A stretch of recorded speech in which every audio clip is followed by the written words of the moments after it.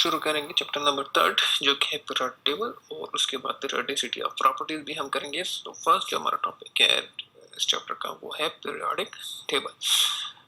Periodic table जो है अगर आपने देखा हो मकसद क्या था उसका मकसद ये था कि हमारे पास एक ऐसा सिस्टम होना चाहिए कि जहाँ पे तमाम जो एलिमेंट्स हैं अगर उनकी प्रॉपर्टीज सेम है वो एक जगह पे होनी चाहिए, यानी कि उनको क्लासिफिकेशन से मुराद मतलब उनको क्लासिफाई करना चाहिए। क्लासिफिकेशन का फ़ायदा क्या होगा? इसका फ़ायदा ये होगा कि जो सिमिलर एलिमेंट्स हैं हमारे पास वो अगर ग्रुप में होंगे तो उनकी स्टडी जो है हमारे पास वो आसान होगी, या हम उसे आसानी से स्टडी कर सकेंगे। क्योंकि बहुत ज़्यादा एलिमेंट्स थे, सो उनको अलग अलग सेपरेटली स्टडी करना मुश्किल काम था। सो जो बेहतर सिस्टम वो ये था कि जो सिमिलर एटम्स हैं या एलिमेंट्स हैं उनको हम सिमिलर एलिमेंट्स जो है उनको हम डिफरेंट ग्रुप में डालें ताकि और उनकी प्रॉपर्टीज की बुनियाद पर उनको डिवाइड करें ताकि उनकी स्टडी जो है वो आसान हो। अब ये पीरियोडिक टेबल जो आजकल आपको नज़र आ रहा है मॉडर्न फॉर्म में, ये इस तरह पहले नहीं आया था। सो इस पर पहले अटेम्प्ट्स हुई हैं, जो उन अटेम्प्ट्स को अभी हम ब्रीफली स्टडी कर लेंगे। So early attempts at the classification of elements. Earliest attempt to classify elements was grouping the then known elements. 30 elements थे into two groups called metals and non metals। तो सबसे पहले elements को कैसे classify किया गया था? दो ग्रुप्स क्या थे? एक था मेटल्स और दूसरा था नॉन मेटल्स। यहाँ पे इस क्लासिफिकेशन में डिफेक्ट क्या पेश आई? वो डिफेक्ट ये थी कि इनमें मेटालाइट्स के लिए कोई जगह नहीं थी। मेटालाइट्स हमारे पास वो एलिमेंट्स हैं जिनमें मेटल्स और नॉन मेटल्स दोनों की प्रॉपर्टीज जो है वो पाई जाती है, और ये जाहिर सी बात है बाद में डिस्कवर हुए थे। सो चूंकि क्लासिफिकेशन दो थी, मेटल्स एंड नॉन मेटल्स, मेटालाइट्स के लिए कोई जगह नहीं थी, इस वजह से ये सिस्टम जो है वो ज़्यादा देर तक काबिल इस्तेमाल नहीं रहा। पीरियोडिक टेबल की जो शुरुआत है वो जर्मन केमिस्ट जो है डुब्रिनियर से स्टार्ट होती है, जिन्होंने एलिमेंट्स को ग्रुप किया उनके बीच सिमिलरिटीज को देख के। किस तरह क्लासिफाइड किया है? डुब्रिनियर ने एलिमेंट्स को क्लासिफाई किया in the increasing order of their atomic masses into groups of 3 elements, और इन 3 एलिमेंट्स या ग्रुप को इसने नाम दिया ट्रायड्स का। इन ईच ट्रायड, हर 3 एलिमेंट्स के ग्रुप में the atomic mass of the middle element was approximately equal to the average atomic mass of the 2 other elements. यानी कि अगर आप देखें यहाँ पे टेबल में ट्रायड में एक ट्रायड, फर्स्ट ट्रायड जो है वो लिथियम सोडियम पोटाशियम का है। सो लिथियम का एटॉमिक मास है 6.9 और पोटाशियम का 39। अगर हम 6.9 को ऐड करें 39 के साथ और उसका एवरेज निकालें तो वो आता है अब आपके पास तकरीबन 23। सो सोडियम का जो मास है वो है 23। सो लॉ ट्रायड ये कहता है कि जो सेंटर वाला एलिमेंट है हमारे पास उसका जो एटॉमिक मास है वो बाकी दो एटम्स का जो एवरेज मास होता है उसके बराबर इक्वल होता है या उसके बराबर होता है। इस तरीके से सेकंड एग्जांपल अगर आप देखें ट्रायड की, कैल्शियम, स्ट्रोंशियम एंड बेरियम की। कैल्शियम का एटॉमिक मास है 40 और बेरियम का है 137.3। अगर इन दोनों का हम एवरेज निकालें तो वो आता है 88.7 और स्ट्रोंशियम का एटॉमिक मास है 87.6। थर्ड जो ट्रायड है हमारे पास chlorine, bromine and iodine.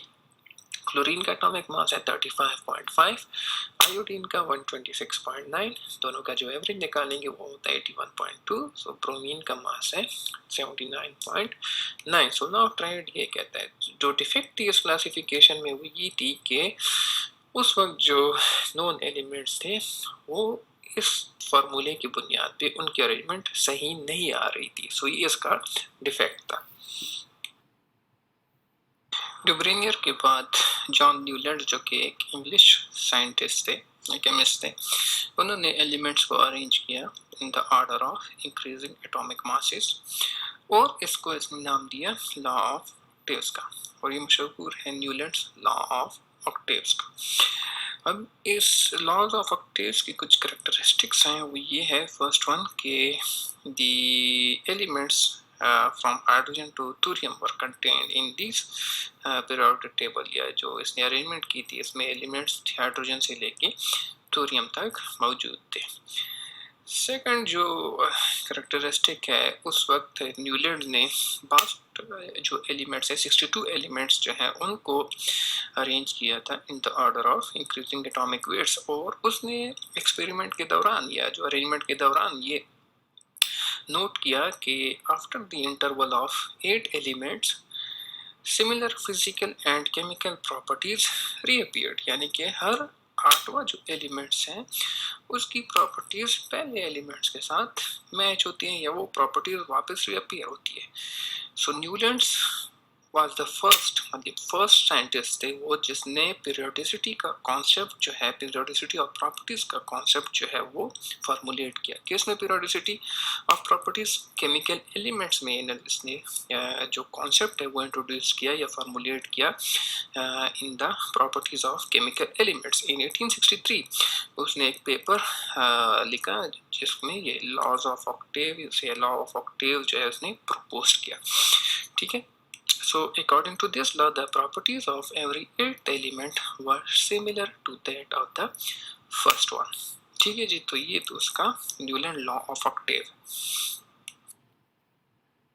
Newland ने जो लॉ पेश किया था उसमें कुछ लिमिटेशंस थी, ड्रॉबैक्स थे। जो फर्स्ट वन था कि the law was applicable to elements up to calcium, यानी कि सिर्फ कैल्शियम तक ही उसका ये जो लॉ था वो काम करता था, और इसमें सिर्फ 56 एलिमेंट्स थे। Further it was assumed by Newland that only 56 elements existing in nature and no more elements would be discovered in the future, यानी कि सिर्फ 56 एलिमेंट्स ही हैं नेचर में और इससे ज़्यादा एलिमेंट जो है वो फ्यूचर में भी डिस्कवर नहीं होंगे। सो ये ड्रॉबैक था। सेकंड थर्ड जो इसकी लिमिटेशन थी वो ये कि in order to fit elements into the table Newland ने 2 एलिमेंट्स को एडजस्ट किया same slot and also put some unlike elements under the same note। For example, मिसाल के तौर पे कोबाल्ट और निकल को इसने सेम स्लॉट में प्लेस किया, यानी एक ही जगह पे इसने रखा, and these are placed in the same column as fluorine, यानी कि जहाँ पे फ्लोरीन है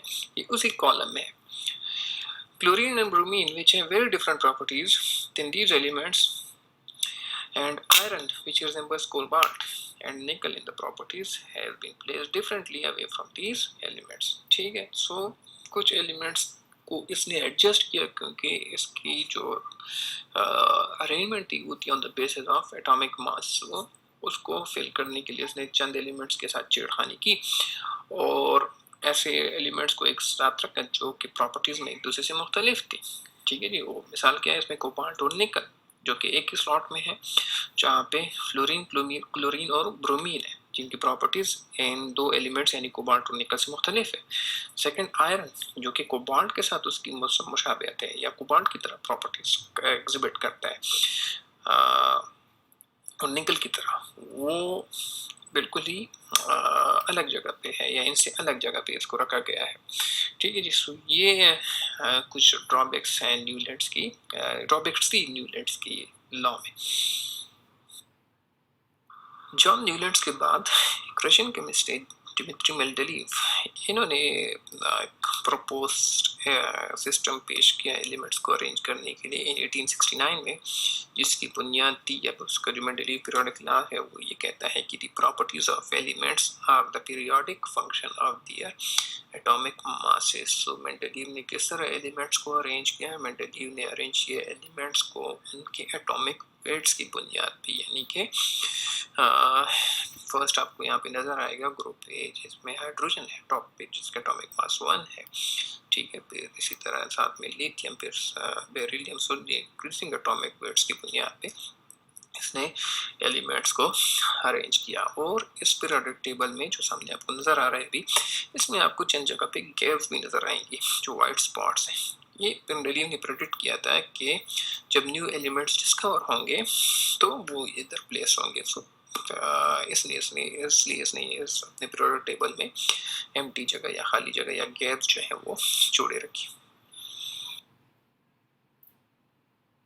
सो अगर हम देखें मेंडेलीव के पीरियोडिक टेबल को तो उसने एलिमेंट्स को क्लासिफाई किया in the increasing order of their atomic masses and similarities in their properties. ठीक है जी, सो बेस क्या थी, बुनियाद क्या थी क्लासिफिकेशन की? Increasing atomic mass. और साथ में फार्मूले ऑक्साइड की और हाइड्राइड की जो कि एलिमेंट्स बनाते हैं उसकी बुनियाद पे भी इसने एलिमेंट्स को क्लासिफाई किया। तो मेंडलीव की पीरियोडिक टेबल में 6 हॉरिजॉन्टल रोज है जिनको पीरियड्स कहा जाता है एंड 8 वर्टिकल रोज जिसको ग्रुप। द ग्रुप 1 से लेके 7 तक इसमें 2 सब ग्रुप्स हैं कॉल्ड ए सब ग्रुप एंड बी सब ग्रुप। ग्रुप 8 में 3 रोज हैं of elements having similar properties, वो एक ही ग्रुप में रखे गए थे। Now there are some spaces जो कि आपको लास्ट स्लाइड में नजर आएंगे, खाली जो उसको वैकेंट रखा गया था in the table to accommodate the elements, जो उस एलिमेंट्स के लिए जो बाद में डिस्कवर होंगे। अब फायदा क्या है, ये मेरिट्स क्या आते हैं मेंडलीव पीरियोडिक टेबल्स के। सो फर्स्ट जो बेनिफिट था मेंडलीव पीरियोडिक टेबल का कि एलिमेंट जो है वो they were classified on a more fundamental basis.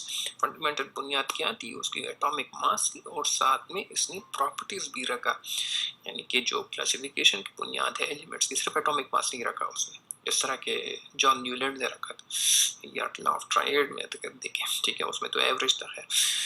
तो मेंडलीव पीरियोडिक टेबल ने जो फंडामेंटल यानी बुनियादी तौर पे जो इसने एक काम किया वो ये था कि एटॉमिक मास और प्रॉपर्टीज को सामने रख के इसने एलिमेंट्स को क्लासिफाई किया। और सेकंड जो बेनिफिट है उसका ये है कि स्पेसेस या जगह खाली छोड़ी गई थी नए एलिमेंट्स के लिए जो बाद में डिस्कवर होने थे। Now it could predict the properties of the elements which helped in the discovery of new elements, यानी कि अगर जहाँ पे खाली जगह है अगर बाकी एलिमेंट्स चूंकि प्रॉपर्टीज सिमिलर प्रॉपर्टीज की बुनियाद पे इसने एलिमेंट्स को क्लासिफाई किया, तो जो जगह खाली इसने छोड़ी सो साइंटिस्ट पहले से प्रेडिक्ट कर मतलब उनको प्रेडिक्ट करने के काबिल बनाया कि जो नया एलिमेंट डिस्कवर होगा उसका एटॉमिक मास इतना होगा और प्रॉपर्टीज इसकी ये होगी। सो ये एक डिस्कवरी ऑफ न्यू एलिमेंट्स में हेल्पफुल मतलब है या मददगार के तौर पे या इसने बहुत ज़्यादा मदद की जो इसने खाली स्पेसेस छोड़ी। Now the inert gas elements discovered later could be placed in a separate group without disturbing the table, यानी कि जो नोबल गैसेस हैं या जो इनर्ट गैसेस हैं जो बाद में डिस्कवर हो गए उनके लिए एक अलग ग्रुप था और वो इस पीरियोडिक टेबल को डिस्टर्ब किए बगैर उनके लिए एक जगह खाली छोड़ी गई थी कि वो वहाँ पे प्लेस्ड हो। अब कुछ डिफेक्ट्स भी हैं मेंडलीव पीरियोडिक टेबल के। फर्स्ट वन क्या है कि some elements they are not arranged in the increasing order of their atomic masses. For example, cobalt is placed before nickel and selenium is placed before iodine. ये एक तो prominent मिसालें हैं इसकी जिसमें इसने अपनी सीक्वेंस को मेंटेन नहीं रखा, यानी कि increasing order of atomic number को। जो सेकंड डिफेक्ट था मेंडलीव पीरियोडिक टेबल में वो था पोजीशन ऑफ हाइड्रोजन, यानी कि वो क्लियर नहीं थी क्योंकि उसकी प्रॉपर्टीज मेटल्स की तरह भी थी और नॉन मेटल्स की तरह भी थी। सो ये एक सेकंड ड्रॉबैक था। थर्ड जो है position of isotopes of elements was not clear. So ये चंद डिफेक्ट्स थी मेंडलीव के पीरियोडिक टेबल में।